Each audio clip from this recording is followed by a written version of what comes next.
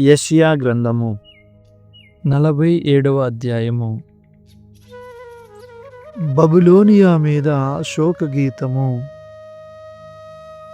బబులోనియా కుమారి, నీవు సింహాసనము దిగివచ్చి క్రింది దుమ్ము మీద చతికిలబడుము.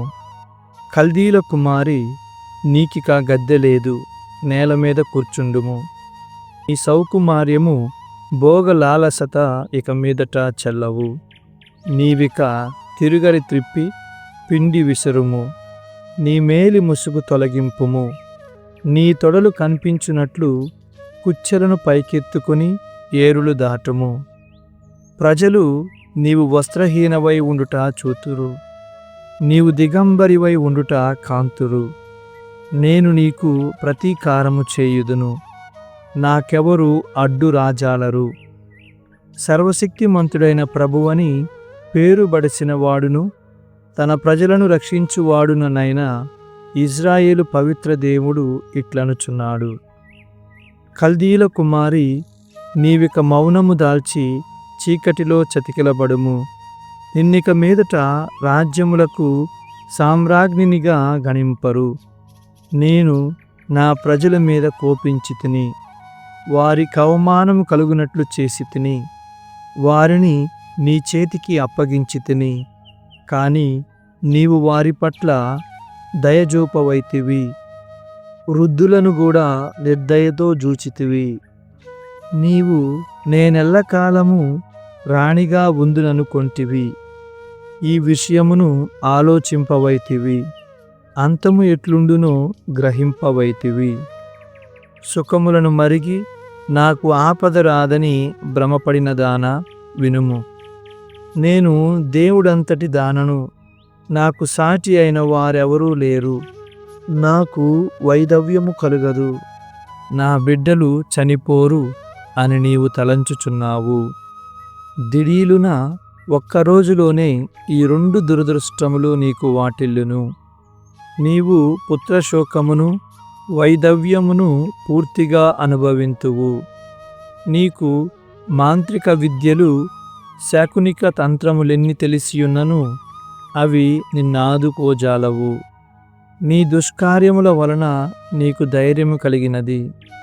నన్నెవరునూ చూడరులే అని నీవు తలపోసితివి.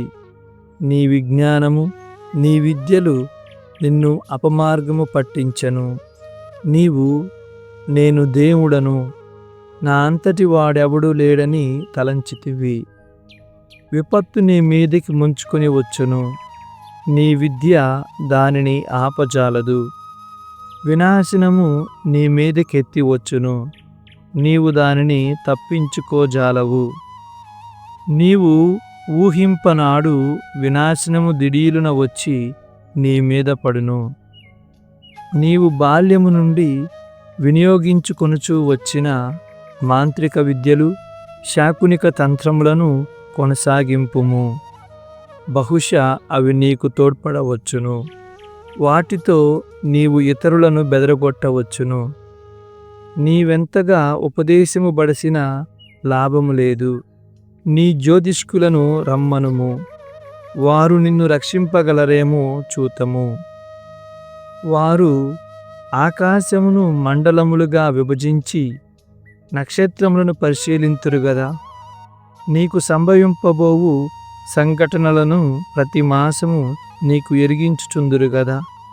ఆ జ్యోతిష్కులు గడ్డి తునియల వంటి వారు, అగ్ని వారిని దహించును. వారు నిప్పు మంటల నుండి తమ్ము తాము కాపాడుకోజాలరు. ఆ అగ్ని దగ్గర కూర్చుండి చలికాచుకొను నిప్పు వంటిది కాదు. నీవు బాల్యము నుండి సంప్రదించుచూ వచ్చిన ఈ జ్యోతిష్కుల వలన నీకు కలుగు ప్రయోజనమింతియే. వారు నిన్ను విడనాడి ఎవరి దారిన వారు వెళ్ళిపోవుదురు. నిన్ను రక్షించువారు ఎవరూ ఉండబోరు. 48వ అధ్యాయము. ప్రభువు భవిష్యత్తుకు అధిపతి. యాకోబు సంతతి, ఇజ్రాయేలు నామధరులారా, యూదా వంశజులారా, ఈ సంగతి వినుడు. మీరు ప్రభువు పేరు మీద బాస చేయుదురు. ఇశ్రాయేలు దేవుని ఆరాధింతురు. కానీ మీకు చిత్తశుద్ధి ఏమాత్రము లేదు. మేము పరిశుద్ధ నగర పౌరులమని, సర్వశక్తిమంతుడని పేరు పొందిన ఇశ్రాయేలు దేవునిపై ఆధారపడువారమని చెప్పుకొనుచున్నారు. జరుగనున్న కార్యములను నేను పూర్వమే తెలియజేసి తిని, వానిని గూర్చి స్వయంగా చెప్పియుంటిని. అవి దిడీలున జరుగునట్లు చేసి తిని. మీరు మొండివారని నేనెరుగుదును. మీరు ఇనుము వలె, ఇత్తడి వలె కఠినులైన వారు. నేను పూర్వమే భవిష్యత్ సంఘటనలను మీకెరిగించి తిని కనుక, మేము కొల్చు విగ్రహములే, మా కొయ్య బొమ్మలే, మా లోహ విగ్రహములే వానిని జరిగించినని మీరు చెప్పజాలరు. నేను చెప్పినవన్నీ నెరవేరినవి కనుక మీరు నా వాక్కుల యథార్థమును అంగీకరింపవలెను. నేనిప్పుడు మీకు క్రొత్త సంగతులు తెలియజేయుచున్నాను. వీనిని గూర్చి మీరింతవరకును ఎరుగరు. ఈ కార్యములను నేను ఇప్పుడే నిర్ణయించి తిని, వీనిని గూర్చి మీరింతవరకు వినియుండలేదు. కనుక ఈ సంగతులు ఇదిగో మాకిదివరకే తెలియనని మీరు చెప్పజాలరు. మీరు నమ్మదగిన వారు కారు. మొదటి నుండి నా మీద తిరుగుబాటు చేసిన వారు. కనుకనే మీరా విషయములను ఏనాడూ వినియుండలేదు. ఆ సంగతులు ఏనాడు మీ చెవిన బడియుండలేదు. నా నామ కీర్తి కొరకు నేను కోపము నణుచుకొంటిని. ప్రజలు నన్ను స్తుతించుట కొరకు నా ఆగ్రహమును విడనాడి తిని. నేను మిమ్ము నాశనము చేయను. వెండిని కుంపటిలో పుటము వేసినట్లుగా నేను మిమ్ము బాధలను కుంపటిలో పుటము వేసి తిని. నేను నా కీర్తి కొరకే ఈ కార్యము చేసి తిని. నాకు అపకీర్తి కలుగుటను నేను సహించజాలను. నేను నా కీర్తిని మరి ఒకరితో పంచుకొనను. కోరేషు ప్రభువుకు ఇష్టుడు. యాకోబు, నేను పిలిచిన ఇశ్రాయేలు, నా పలుకులు ఆలింపుము. నేను ప్రభువును, మొదటివాడను, కడపటివాడను కూడా. నేలకు పునాదులెత్తినది నేనే. ఆకాశమును విశాలముగా విప్పినది నేనే. భూమి ఆకాశములను పిలువగా అవి తక్షణమే ప్రత్యక్షమయ్యను. మీరెల్లరూ ప్రోగై నా వాక్కుల నాలింపుడు. నాకిష్టుడైన వాడు నా చిత్తము నెరవేర్చుటకై బబిలోనియా మీదికి దండెత్తెను. కల్దీయులను ముట్టడించెను. ఈ సంగతిని దేవతలలో ఎవ్వరు ముందుగా చెప్పలేదు. పలుకు పలికినది నేనే. అతనిని పిలిచినది నేనే. అతనిని పంపినది నేనే. అతనికి విజయమొసగినది నేనే. మీరు నా దగ్గరకు వచ్చి నా మాటలు ఆలింపుడు. ఆది నుండి నేను మీతో స్పష్టముగానే మాటలాడి తిని, ఎల్లప్పుడూ నా పలుకులు నెరవేరునట్లు చేసి తిని. ఇప్పుడు ప్రభువైన దేవుడు తన ఆత్మశక్తితో నన్ను పంపెను. ప్రభువు తన ప్రజలకు చేయనించిన మేలు. మిమ్ము రక్షించు ఇశ్రాయేలు పవిత్ర దేవుడు మీతో ఇట్లనుచున్నాడు. నేను మీ ప్రభువును, దేవుడను. నేను మీ మేలు కొరకే మీకు ఉపదేశము చేయుదును. మీరు పోవలసిన త్రోవలో మిమ్ము నడిపింతును. నా ఆజ్ఞలు పాటించియుండిన ఎడల మీరు పొంగి పారెడు నది వలె వృద్ధి చెందియుండెడివారు. మీ విజయము సముద్ర తరంగముల వలె ఒప్పి ఉండెడిది. మీ బిడ్డలు ఇసుక వలె విస్తరించుదురు. మీ సంతానము ఇసుక రేణువుల వలె సంఖ్యలకు అందకయుందురు. వారి నామము నా సన్నిధి నుండి తీసివేయబడదు లేదా మరువబడదు. బబిలోనియా నుండి వెడలిపోవుటకు గీతము. బబిలోనియా నుండి వెడలిపొండు, కల్దీల నుండి వెళ్ళిపొండు. సంతోషనాదములతో ఈ సంగతి తెలియజేయుడు. ఈ వార్తను నేల అంచుల వరకు వినిపింపుడు. ప్రభువు తన సేవకుడైన ఇశ్రాయేలును రక్షించెనని పలుకుడు. ప్రభువు తన ప్రజలను ఎడారి గుండా నడిపించినప్పుడు వారు దప్పికకు గురి కాలేదు. ఆయన వారి కొరకు బండ నుండి నీళ్లు వెలువడినట్లు చేసెను. ఆయన కొండ బండను చీల్చగా జలము స్రవించెను. కాని దుష్టులకు శాంతి లేదని ప్రభువు చెప్పుచున్నాడు.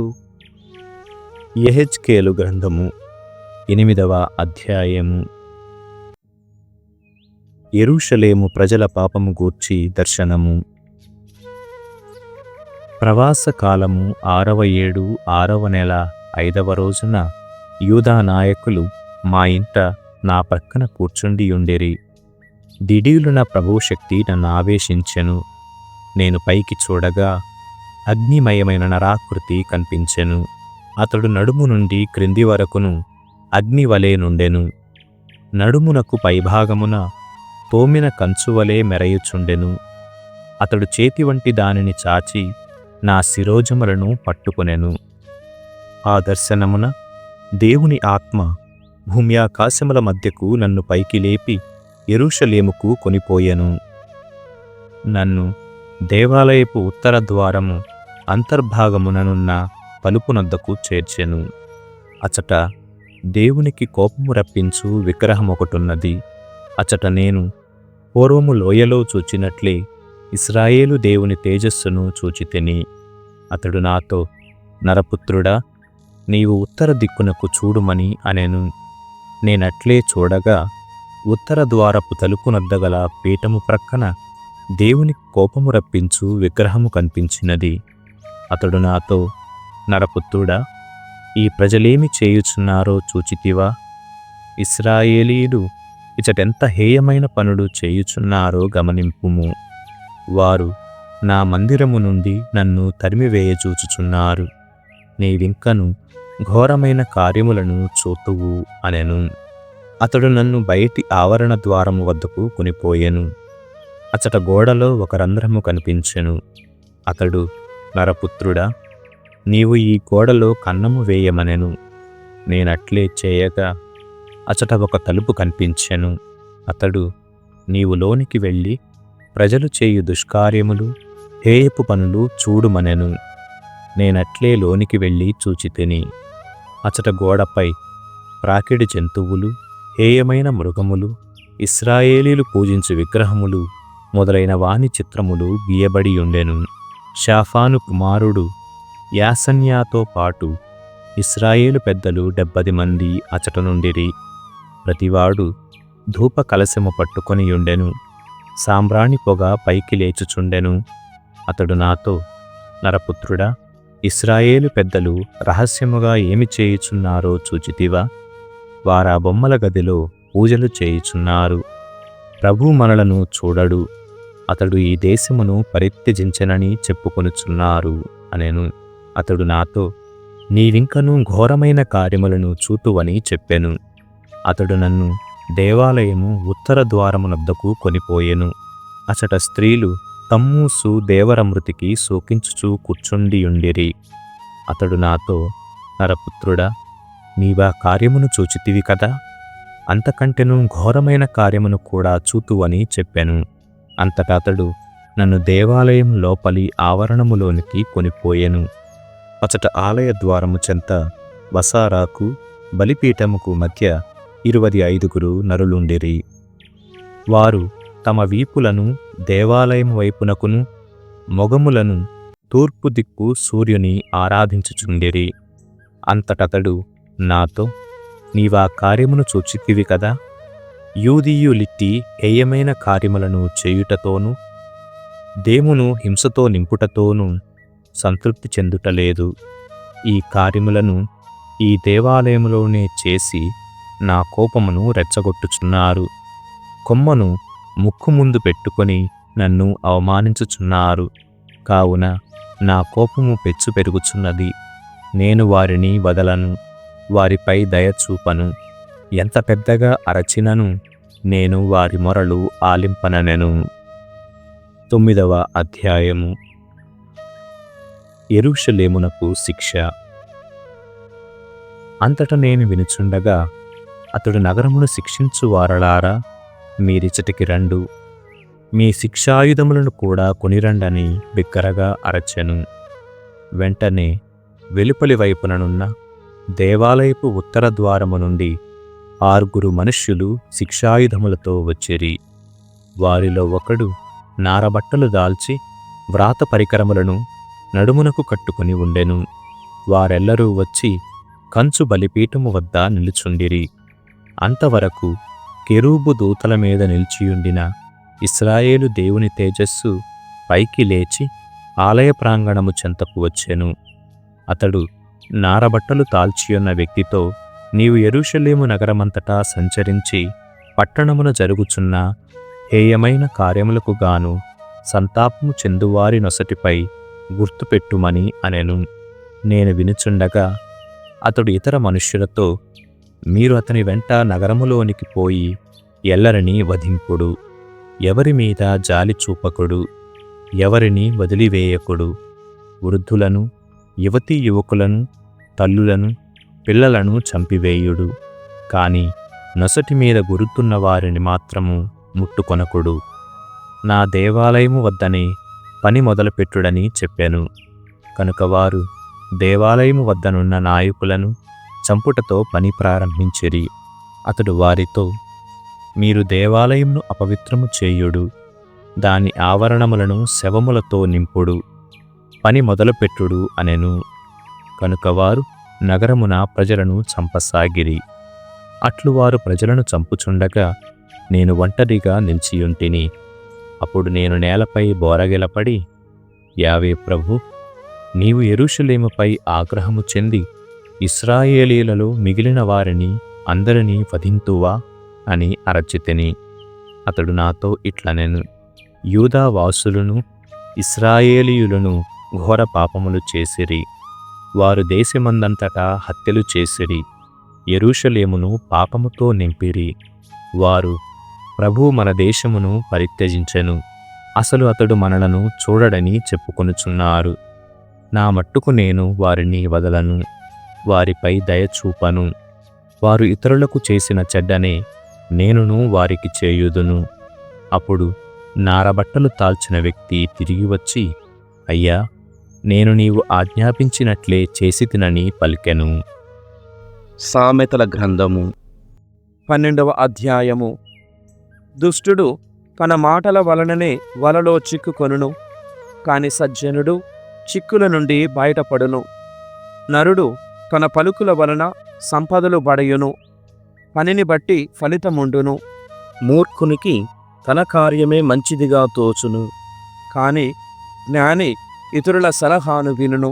మూర్ఖుడు అవమానమును పొందిన వెంటనే కోపము ప్రదర్శించును, కాని మతిమంతుడు తనకు కలిగిన అవమానమును లెక్క చెయ్యడు.